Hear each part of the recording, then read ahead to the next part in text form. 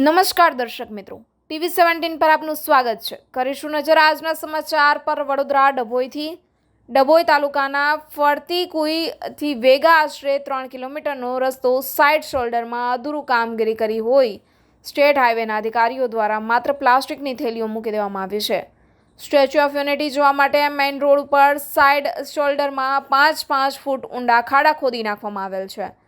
વડોદરાથી ડભોઈનો મેઇન રસ્તો હોય રોજના હજારો વાહનો પસાર થઈ રહ્યા છે અને સ્ટેચ્યુ ઓફ યુનિટી મેઇન રસ્તો હોય 1 કિલોમીટરનો રોડ બાકી હોય કોન્ટ્રાક્ટર દ્વારા મોટા ખાડા ખોદીને મૂકી દેવામાં આવ્યા છે.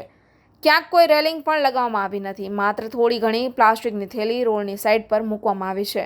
એના પર કોઈ રેડિયમ સ્ટીકર પણ લગાવવામાં આવેલ નથી, જેના કારણે રાત્રિ દરમિયાન વાહનો અંદર પડી જવાના બનાવો સાંભળવા મળી રહ્યા છે અને કેટલાક લોકો ઈજાગ્રસ્ત પણ થાય છે.